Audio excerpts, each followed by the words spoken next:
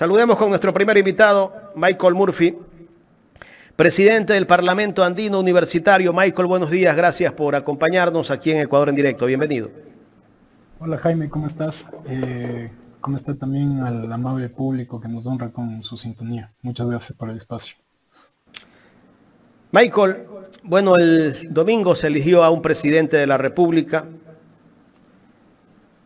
Esta semana ya se han movido fichas dentro del nuevo gobierno que va a asumir en diciembre, pero hay cierta incomodidad de la población porque aparecieron dinosaurios de la política con gente nueva.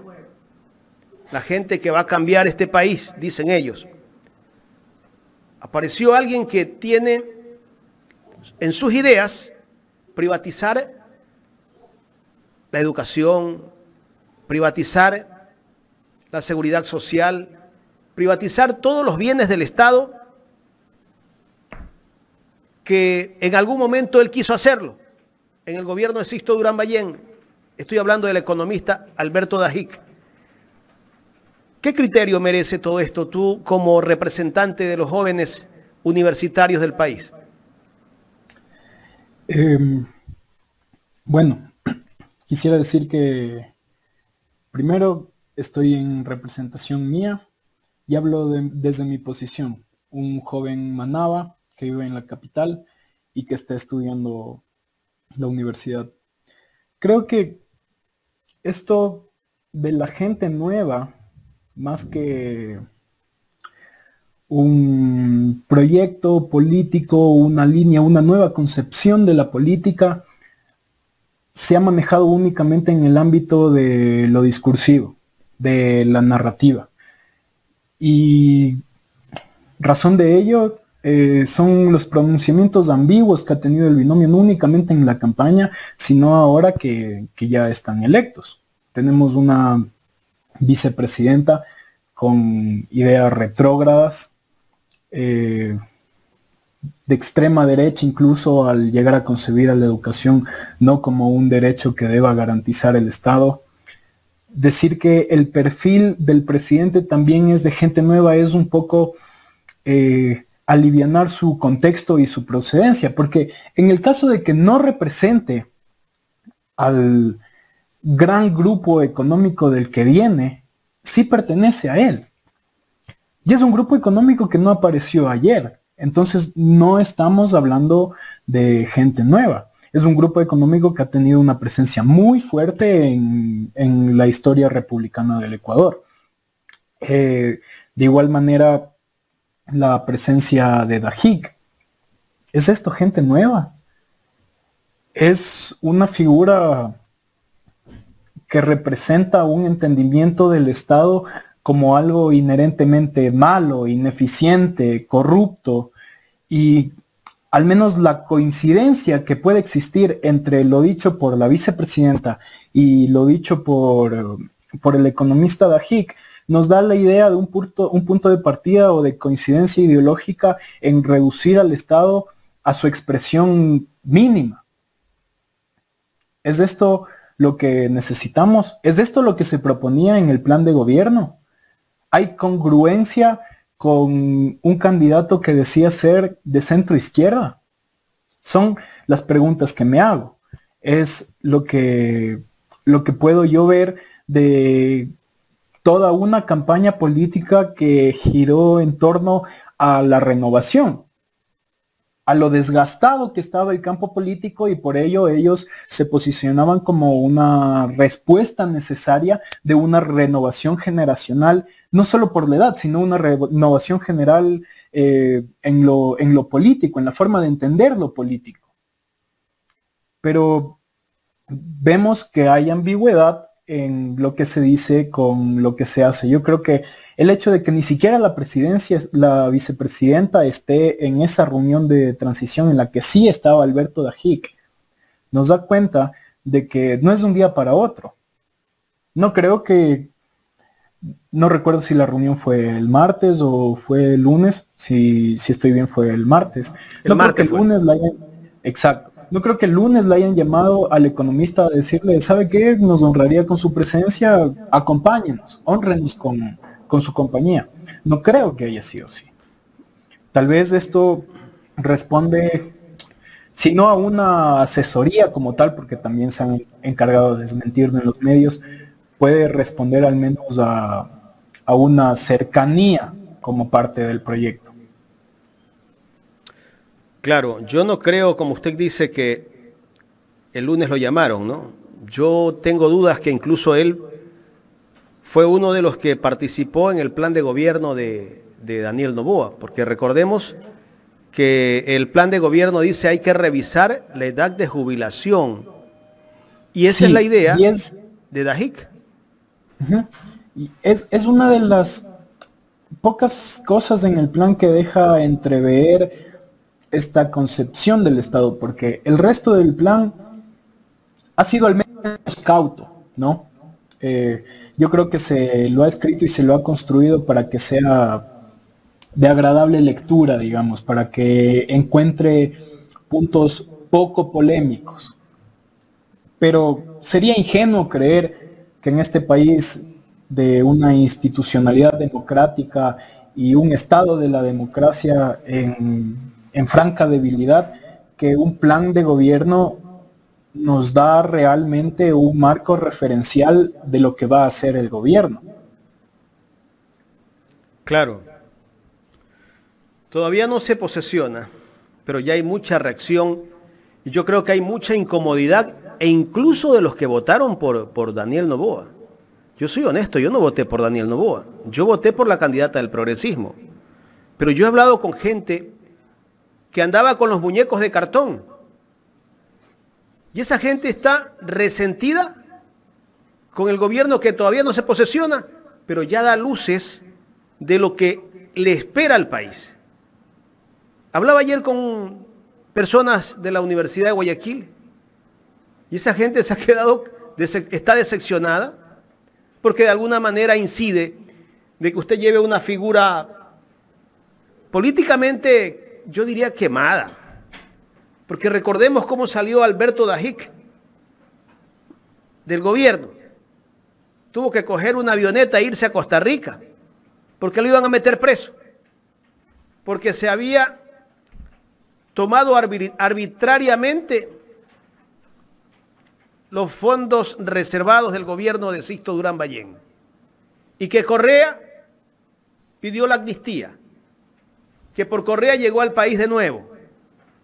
Y resulta que llega al país y a los pocos días o a los pocos meses era el peor enemigo de Correa. Llegó a despotricar contra el correísmo. O sea, ese es el político que va a ser el que va a manejar la parte económica de la gente nueva. Seguramente van a poner los gastos reservados nuevamente en el gobierno de Noboa. Michael. Bueno, creo que mucho más allá de esto de el problema judicial que haya tenido Dahic, ¿no? Con lo de los gastos reservados, después con la amnistía que, te corrijo, según lo que yo sé, Correa sí pidió la amnistía, pero no se la dieron en ese congreso. Según lo que entiendo después, el sistema judicial desestimó el caso. Pero mucho más allá de eso, o sea, analicémoslo en el nivel político, en el nivel de su concepción del Estado y del rol que éste tiene en la sociedad. Tenemos leyes que para el país han sido nefastas. Y no hay que entender esto desde el dogma, ¿no?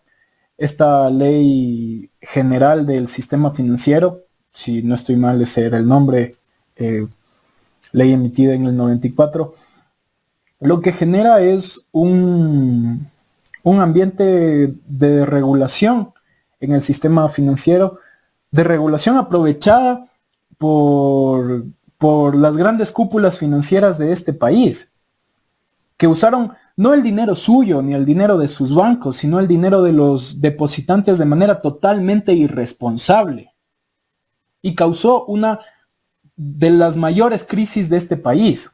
Yo diría que la que estamos viviendo y la del 99 son las dos mayores crisis de este país, al menos en su historia reciente.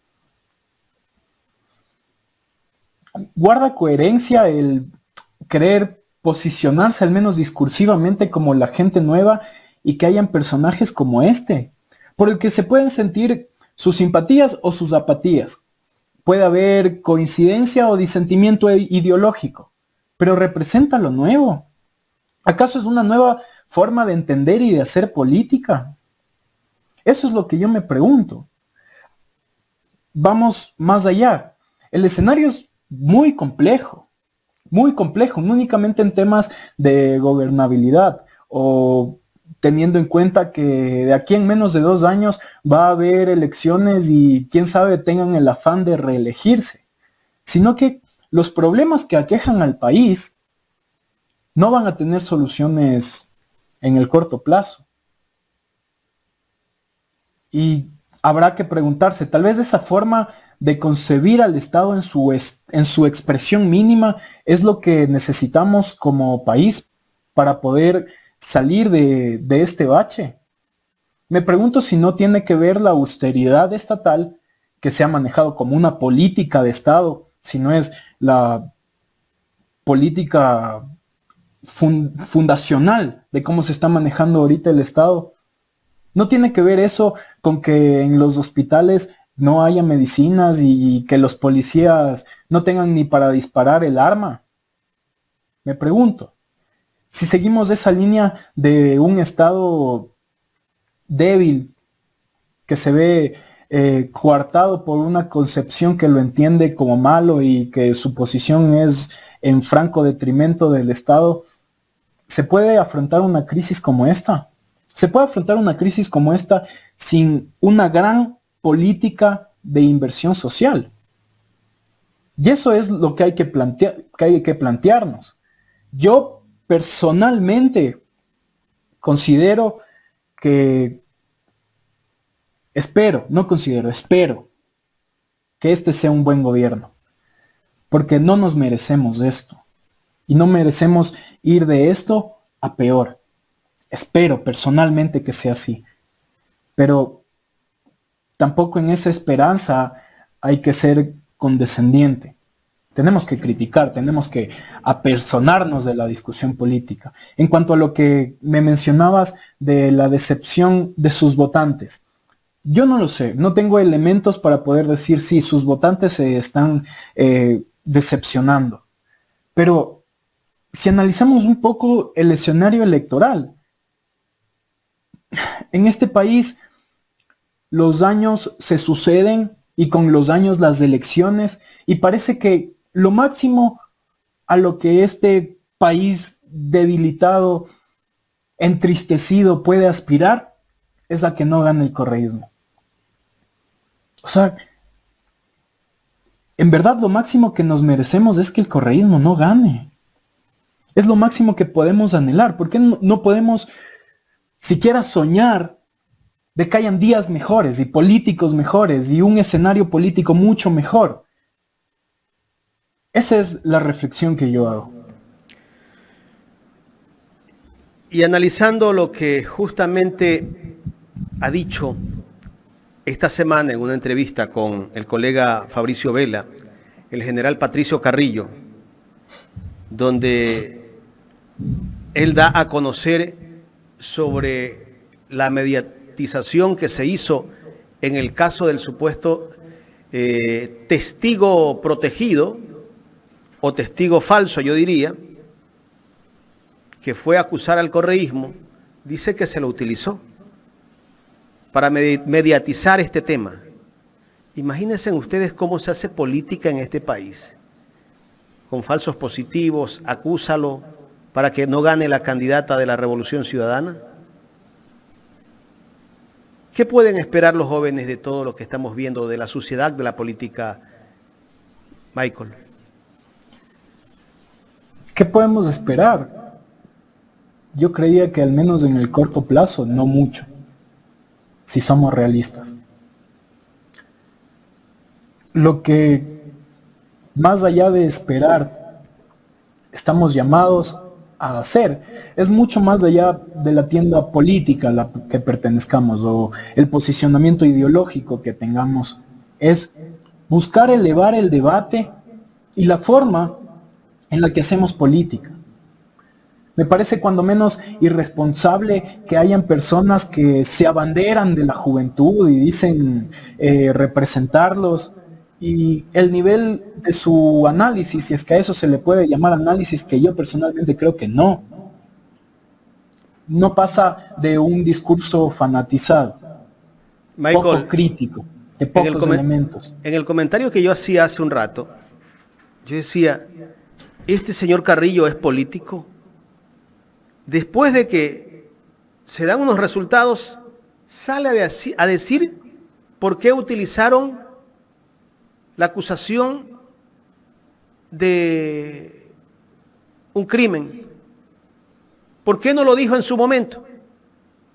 Que de cierta forma en la justificación que da lo hace de forma muy endeble.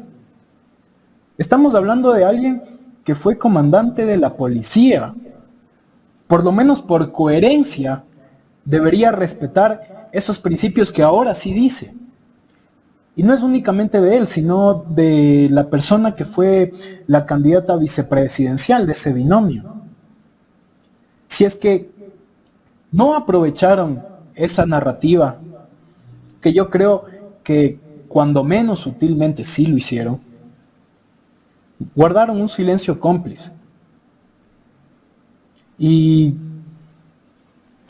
de el candidato que fungió como reemplazo de Villavicencio, lo que sí vemos es una actitud totalmente irresponsable. O sea, al menos, si se tiene un poco de respeto por la memoria de la víctima, va a buscar que la forma en que este crimen se mediatiza apunte a llegar a la verdad, no tergiversarlo, porque eso lo único que hace es volver más sinuoso el camino de que las personas que lo rodean y que dicen que lo querían lleguen a contemplar que exista justicia en su caso. Lo que pasamos es un crimen terrible, mucho más allá de si se tenía simpatía o no por Villavicencio. Pero es por demás irresponsable el haber usado su muerte con fines del cálculo político. El haber incluida la familia, una tragedia tan grande. Incluida la familia. O sea, ¿qué te puedo decir? Porque si hablamos de una investigación seria, inmensa. Si hablamos de una investigación seria, yo lo mínimo que hago es, a ver, me está pidiendo la fiscalía el teléfono, tome mi teléfono. El señor Zurita hasta se molestaba. O sea, no les ha interesado nada, simplemente acusa al correísmo. Que, a ver, todos tenemos nuestras pasiones, ¿no? Como seres humanos no nos atraviesa únicamente la razón, pero no podemos fungir como juez y parte en un crimen tan serio. Entiendo que pueden haber frustraciones, que pueden haber incluso odios, el inmenso dolor que obviamente sintieron, pero esto marca precedentes, formas de hacer política. Si Fiscalía determina que se debe revisar el celular, no puede haber nadie en este país que arbitrariamente y porque sí diga que no. Recién hubo también el asesinato de un influencer, si no estoy mal, no lo conocía.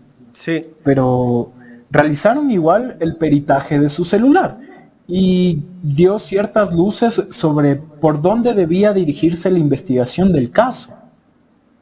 Ahora que una persona que se abandera de la justicia y del afán de que el caso se resuelva y se haya los culpables, se muestre francamente contrario al correcto funcionamiento del sistema judicial precisamente para hallar a los culpables de este crimen.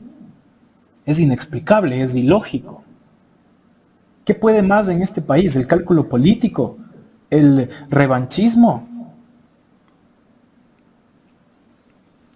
Michael, ¿con quién gobernará el próximo presidente de la República, Daniel Noboa?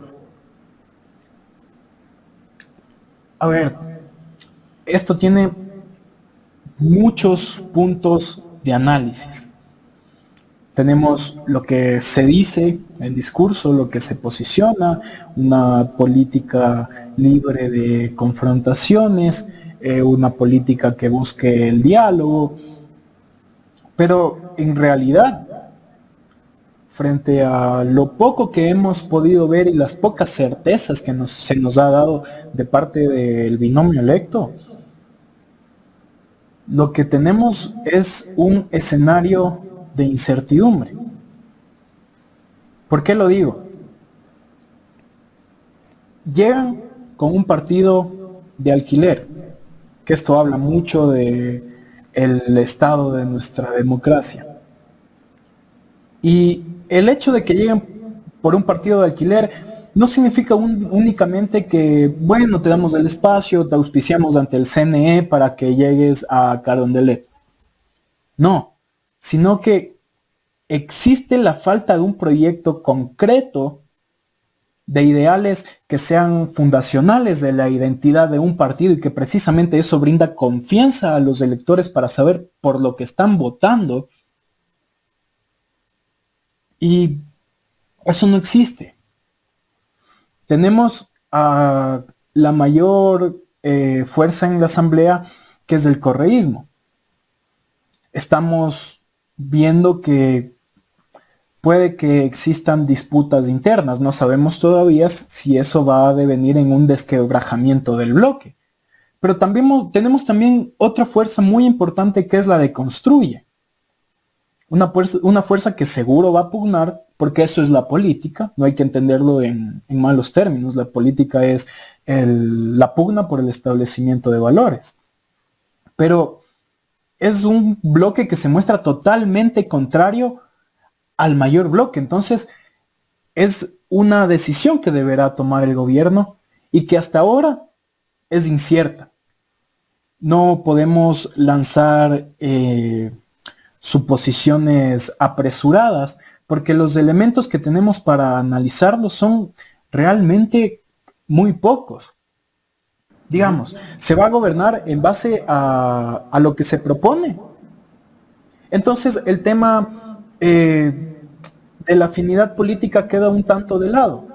Es decir, si se busca aprobar algo que beneficie la educación, la seguridad, la salud, se van a encontrar bloques que tengan afinidad por la propuesta, más no por el proponente. Eso en el caso de que se aplique esta forma nueva de hacer política, que fue el discurso sobre el cual giró la campaña.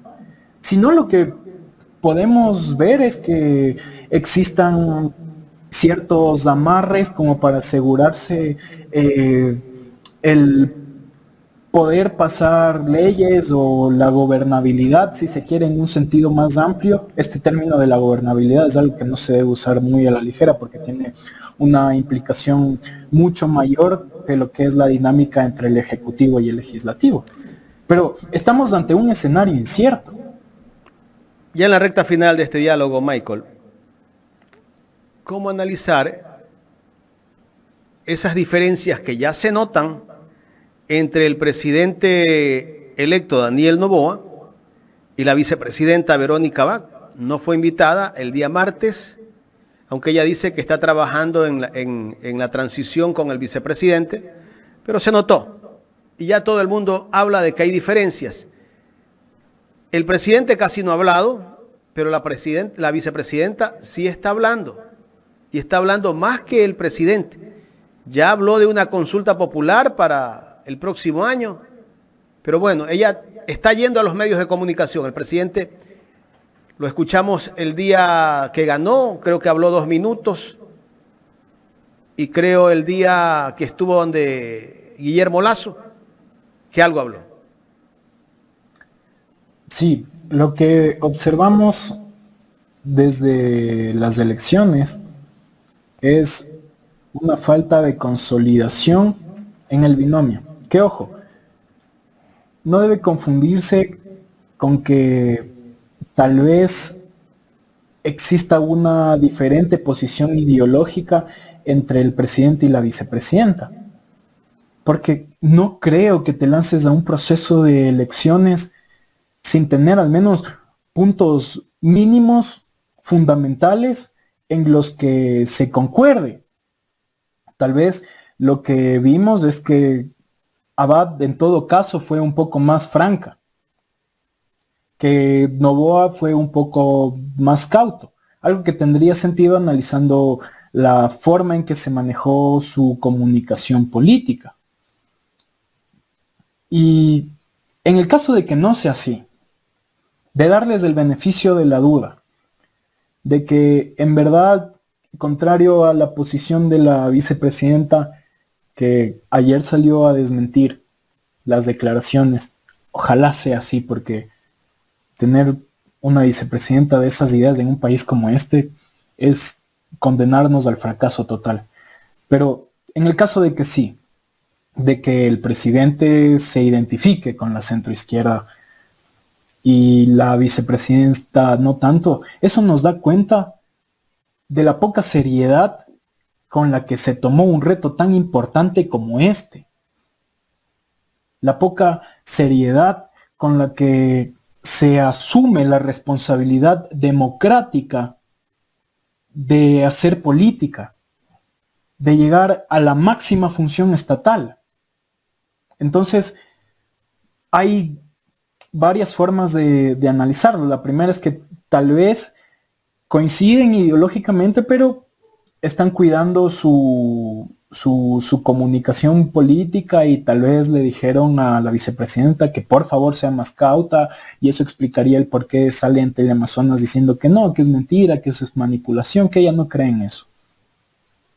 Pero la otra forma es que tenemos un binomio que se armó sin más ni más, sin responder a un proyecto político y respondiendo únicamente al afán de poder, y ahí vemos qué hacemos.